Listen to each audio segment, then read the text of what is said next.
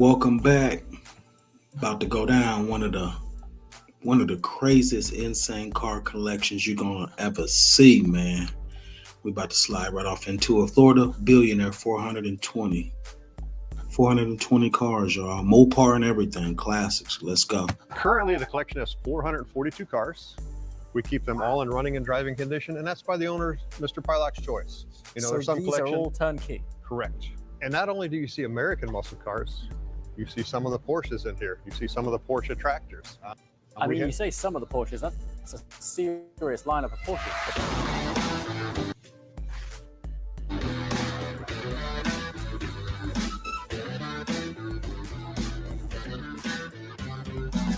Great to meet you, Ed. Hello and welcome to the American Muscle Car Museum. Here we are in Melbourne, Florida.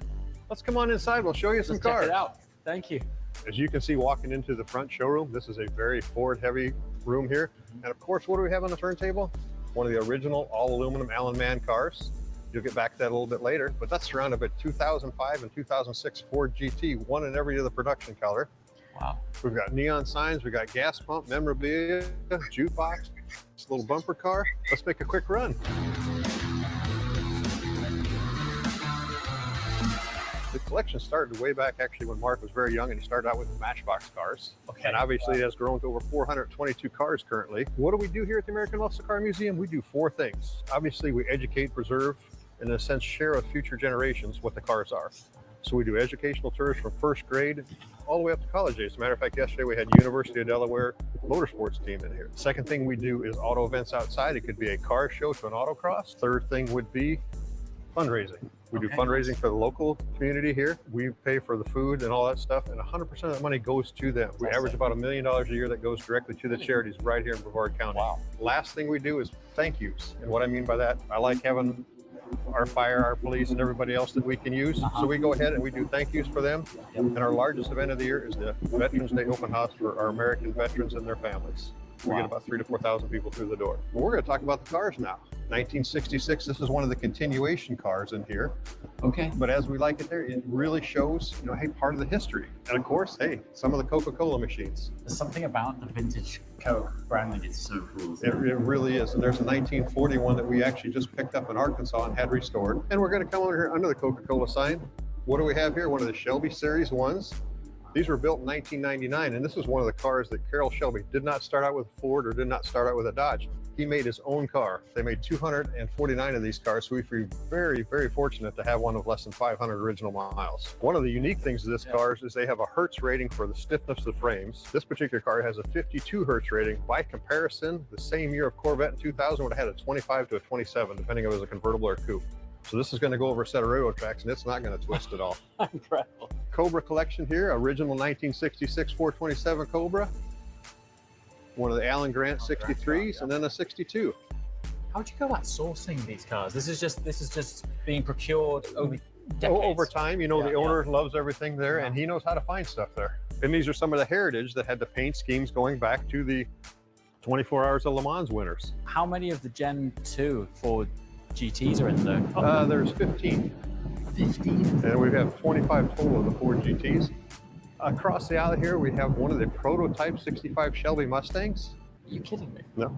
That's an original prototype. This is original prototype. I mean, again, how do you go about finding one of those? This is stuff that's taken Mark Pilot, the owner and founder, a lifetime to achieve this and get something like this. Yes. Oh, crikey. Come on into the main showroom here. The effect of the neons in the dark is drop dead gorgeous. It's stunning. And this is a very large building. We're 500 east to west, 180 feet north to south, and 32 feet top to bottom. Oh, wow.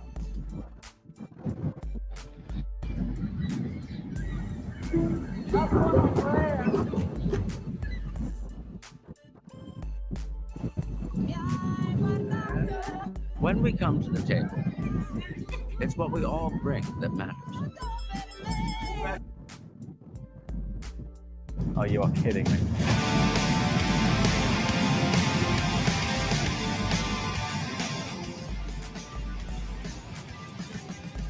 Currently, the collection has 442 cars. We keep them all in running and driving condition, and that's by the owner, Mr. Pilot's choice. So there's some these collection. are all turnkey. Correct. And not only do you see American muscle cars, You see some of the Porsches in here. You see some of the Porsche tractors. I mean, you say some of the Porsches, that's a serious lineup of Porsches. That's a serious line of Porsches. And the Porsche tractors we have are all the models. And what I mean by that are from 1957 to 1963. They made, in a sense, 4 different styles. It'd be a 1-cylinder, which would be a junior, 2-cylinder would be a standard, 3-cylinder to be a super, and a 4-cylinder to be a master. Carrera GTs, some of their unique 911s. A newest edition, a 2024 tribute car. Oh, wow. The Sport Classics are amazing car. I love the colors on them. I love the houndstooth interior. You know, even growing up as a Camaro Corvette person, these really capture my heart. 3.8, the 4 liters. This is the last of the Metzger engine. Yeah. 997s. They only made 600 of those. And then, of course, one of the Carrera Americas. He really has captured, in a sense, the colors. We've had some kids groups come in here and actually name this the Skittles roll because all the colors. Coloring. It's like you've got your own PTS showroom here. It's unbelievable. And we have a lot of PTS or paint to sample cars in here. So special. So I guess it's coincidental timing that Porsche have just launched the 911 ST off the back of the 992 RS platform, which is effectively the successor to this car. I have never seen a spectrum of Porsches in one place like this. Well, we haven't even made it all the way around the corner yet. We haven't even got started yet. You literally have a decent percentage of overall production of 4 GTs here. We do. We've got 10 of them back here, and we try to get every one of the production colors. And here again, we also have some of the paint to sample colors. What I mean by that, we have the Sunoco blue. On the end, we have one of the paint to sample grays. And of course, we got some more Porsches coming over here. Let's go a little farther. Unbelievable. Absolutely unbelievable. Yes. Wow. So we arrived here really with very little conception as to what this place would be. So to walk in here right now, I mean, anyone watching this, you are literally watching this as it unfolds. We haven't done a pre-walk and talk of this. It's mind-blowing. No, and that's something else. We are open in a sense like a football or a soccer stadium. We're open per events. We're not open on a daily basis. Right. So as we have events, car shows, anything like that, you can purchase a ticket or sign up for it and go for that. But on a daily basis, no. So this, you know, it gives it a little more exclusive, and it also really helps the fundraising and the excitement as people come in here. I mean, obviously, the name of this being the American Muscle Car Museum. Did the collection originally start out with a foundation specifically for muscle cars, and then it grew from there? It grew from there, and here again, Mark, the owner and founder, has a true love for it. And he also has a true love for being able to share with, you know, here again, other generations is something we want to do. Love doing the tours for the kids as far as, you know, the 3rd, 4th, 5th graders. It's amazing as we'll have 17 kids, but all of a sudden, hey, we got 20 dads. Wait a minute, the math doesn't work out, but it's excitement that they come out.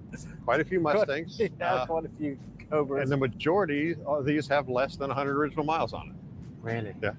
Now so what percentage of the cars get driven? You mentioned earlier that they will all turnkey start. They all turnkey start. All the cars get serviced at least once a year, but they get a major service every 5 years. And what I mean by that, all the fluids are flushed, brake fluid, coolant, fuel, and they're all taken care of and gone like that.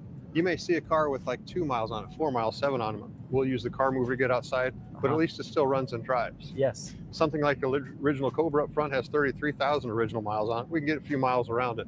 And as you see the 42-acre complex outside, there's plenty of room to drive. Is it 42 acres? It is. Phenomenal. So if you want to do a quick shakedown, you can just head outside without having to take it out on the street. Yeah. Some of the modern Shelbys we have here. Here is a very unique Shelby GT500 in a sunlit gold. This was purchased brand new by a person named Colonel Edward Littlejohn III. Who is Colonel Edward Littlejohn III? He was the influential of the Navy's Top Gun program. Next to it, of course, you keep your woman happy, you're happy. This is a 1968 GT500 KR Shelby. This is done in royal maroon, which was not a production color. However, Carroll Shelby's secretary at the time, or business manager, or real nice to say who he was sleeping with, Joan Sherman, this was her favorite nail polish color. So in a sense, he had 3 of these produced. 2 of them were coupes, 1 was convertible. This is that car. This is that actual car. And the following year became a production color. Hey, we got a Back to the Future car. Come on, we can't not talk about the DeLorean. Is this a specific DeLorean or a This is one of the DMC 12s, and the uniqueness about this car, it has less than 200 original miles, so this is truly a timepiece. And let me open up this car care kit for you, which you'll find fascinating in a sense. Okay. Is this dried out and unusable? Yeah, but it's also something that's... But it's also a time capsule, huh? You can even see where some of it's kind of leaked out a little bit. Yes. So this is the original care kit that came with the car. Correct. So that's to reapply the brushed effect on the bonnet. Correct. Neat piece of history. It's very cool, isn't it? Earlier on, you touched on there was a regular servicing schedule here. And with over 400 cars, that must be a full-time gig, right? There's actually two of us. Ryan, you'll get to meet a little bit later. Okay.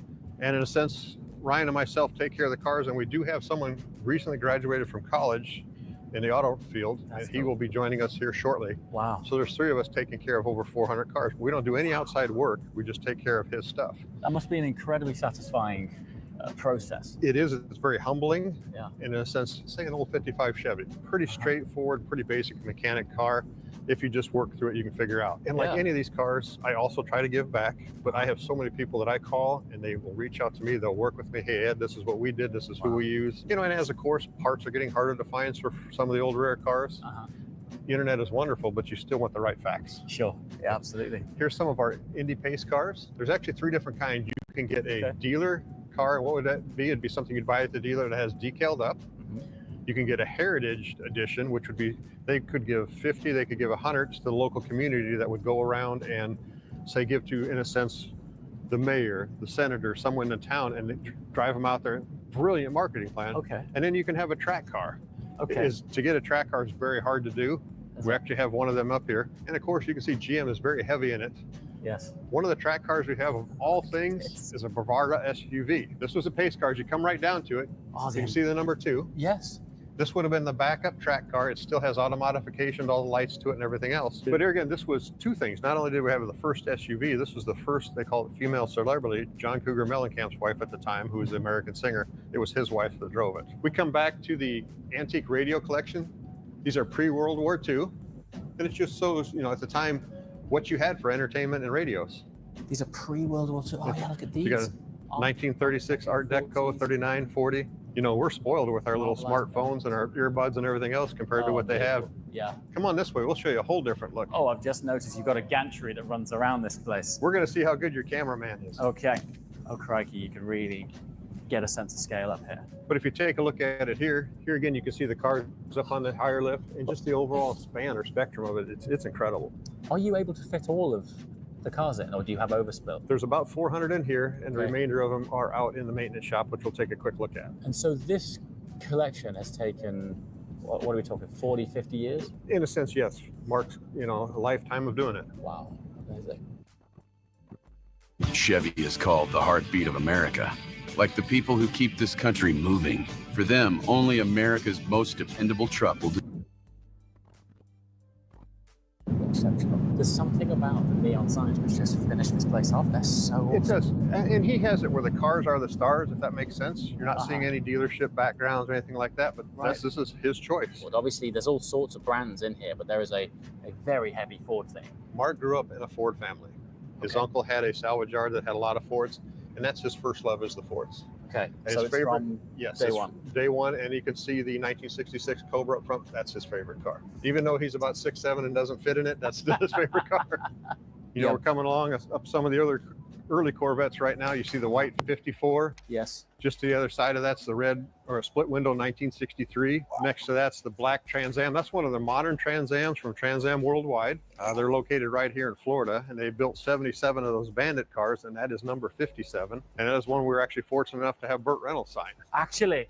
Yes. Wow. That's got Burt's signature on it. The second one where you see the blue and the Adriatic blue, that's one of the 5 paint to sample cars that Pontiac Firebird had at the time. 5? We found that actually herding cattle in Texas. You're joking? No, they didn't realize what the provenance was of the car.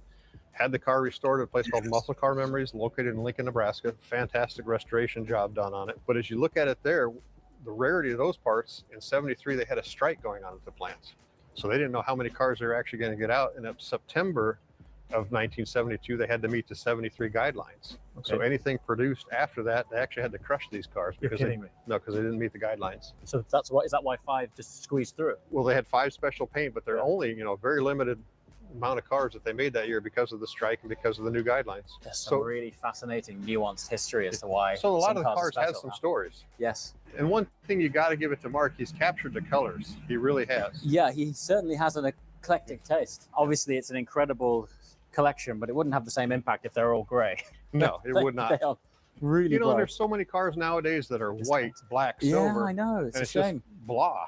Yeah, it's really special seeing the PTS sauna, as it were. Yes. So what's with the solar arrays? Solar panels, if you take a look at them from Uh-huh. a financial, from an environmental standpoint, right now, if you think about these here, we have 42 uprights. We produce about 365 kilowatts a year. Really? Wow. And say we've got the shop back here. You know, Yes. we've got all the HVAC, all the air compressors. What do you think our monthly bill for electricity is back there? About $150. You're kidding me. No. $150. And it probably cut the bill down 75% in the big building. That's amazing. So this is where the work happens. This is where the magic happens. Okay. Welcome to American Muscle Car Museum's maintenance shop. Wow. Oh yeah, this has got an authentic workshop feel about it, doesn't it? And it does. And this is something that is run like a business. Uh-huh. What I mean by that is we have maintenance files on each car. All the files as far as I would call it the documents are off-site. But this is an area where we have some of the cars in storage. We have it cleaned out a little bit because we had a luncheon in here for the University of Delaware kids. Okay. Up top, we have some of our rare and unique parts or our storage for overflow parts. Uh-huh. And we also try to keep it simple. What I mean by that, we have the color coordinated. Right now you can see the yellow, blue, red, and green. Those are for different types of cars. We have each section for that. This is one we're doing a suspension detail on. Okay. These were shipped in Cosmoline, and if it's not cleaned off, it's not very nice. So this is one we've taken apart, cleaned, and detailed. Uh-huh. This is just in the process. Wow. There's another one, 959 over there. Some of the cars that we used actually we had an NCRS event, which would be the National Corvette Restorers. They had a regional event in here last weekend, and they used our 2004 Z06 car here as a benchmark for their standards. Why could we use that one? This one has 7 original miles on it. 7. Yeah, so in a sense, it's exactly how it did come out of the factory. So in order to move this then, will you put that on the Correct. tower? That'll actually go on the stringos that we have in the other building. We have them both up there for the event going on today. Yes. And then, we have the blue, we call them the blue donuts. We have the exhaust system that we can run cars in here and be in the AC, which is really nice, especially in the summertime. I bet, yeah. But I've got one more area to show you back here. The cameraman is getting his steps in Keeps the day. going. Here we go. These are my favorite areas, right in the back. The Where building. where it starts to get interesting. Oh, crikey, you do have some overspill then. More PTS. You've got 2 Ruby Star Turbo S's up there. You know your car. Oh, 3 Ruby Star Turbo S's. Hold on a minute. Is this the whole row? It's the whole row. There's some magic magenta ones up there in a coupe, a convertible, and a target top, and some of the Neo Stars. That GT2 RS, that 9972 RS. That's cool. There's only 500 of these.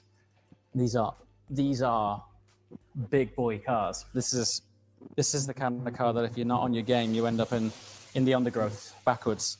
I don't suppose you have any information on the mileage that this doesn't have on it. 67 original miles. Yeah, here we go. The one of 500. We actually went to these lightweight plastic car covers for 2 reasons. Right. They're very soft and easy as a paint as long as you keep them clean. Yes. And the other thing is you can still see the cars. Yeah, that's a good point, actually. Yeah. Suppose when you have so many of them, particularly if you're in a workshop where fundamentally the platform is the same shape.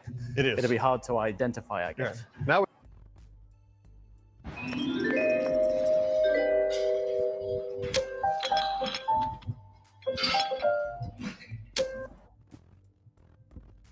Now we come back into the main museum, and I'd like to share with you one of our military areas. Our military soldiers and military overall, we wouldn't have the lights we have if it wasn't for them.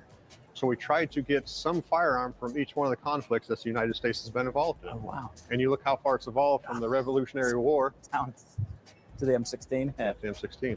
And this is another one of the race cars in the 1970 Kingfish car. This was driven by Crocky Peterson, but this is one we allow kids to get in, have their, see what it's really like to sit in an Indy car. Crocky's family at the time had owned a Pepsi bottle dealership, and they had also Dr. Pepper in there. How they came up with the number 38 at the time, Dr. Pepper had 38 ingredients in it. So that's what they came up with. Is that right? Yeah. Brilliant. In 73, the week after Indy 500, and he raced in Milwaukee, and at that point he just parked the car, and there it is, as raced. We come to the Viper collection. Here again, you see the unique colors, and all these cars here, all 15 of them have less than 100 original miles. Are there cars that are sort of allocated to be driven? All these cars, yes, were sold in a sense at a dealership, or A private individual, yes.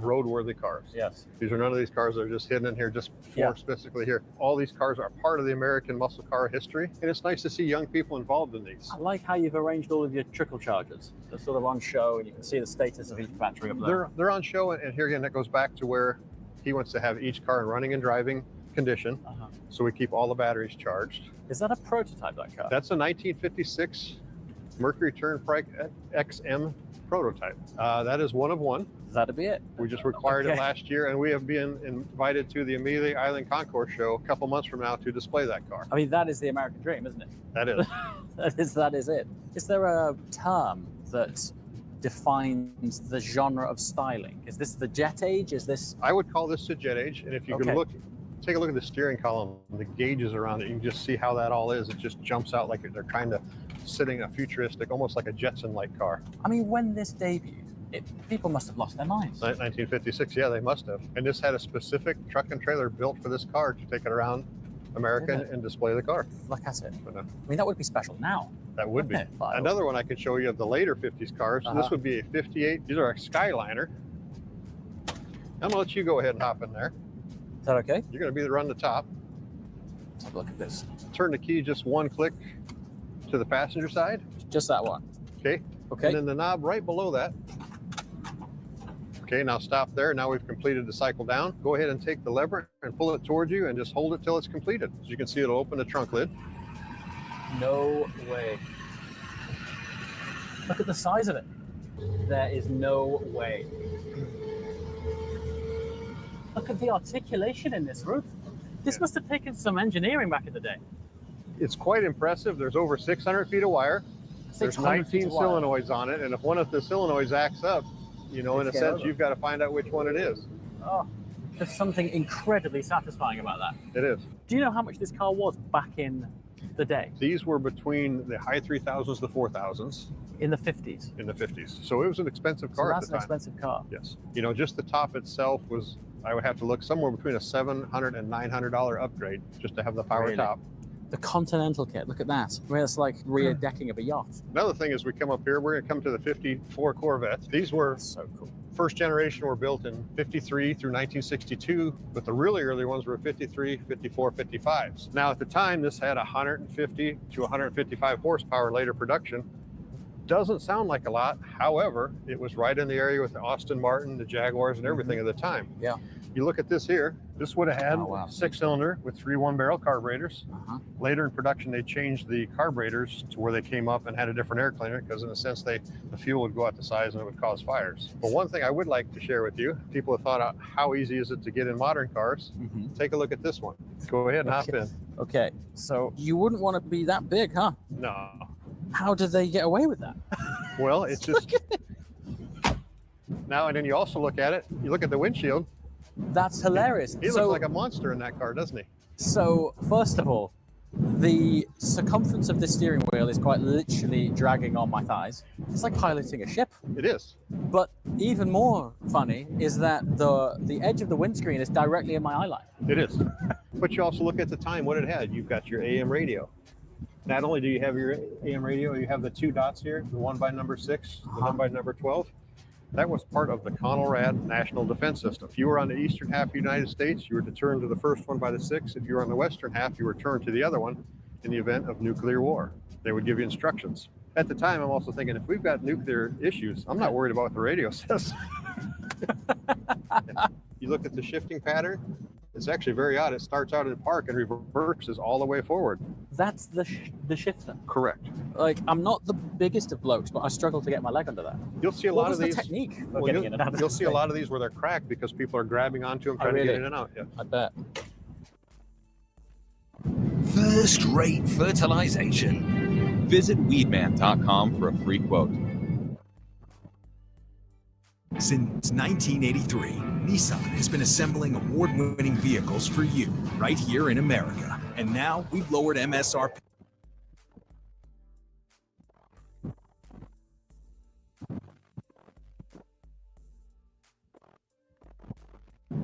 Wow.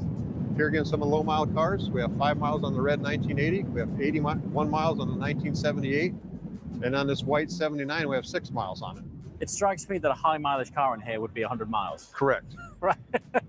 Most of these cars have never done a full tank of gas. No, but we would change the gas out so it doesn't go bad. But for the most part, Sure. no, they haven't ran a full tank of gas. Isn't that amazing? You take some of these cars and you think, like the black LS6 1970 Chevelle. Uh-huh. That's a piece of Americana there. That's a lot of car. I mean, that's badass. Look Yeah. at that. 450 horsepower.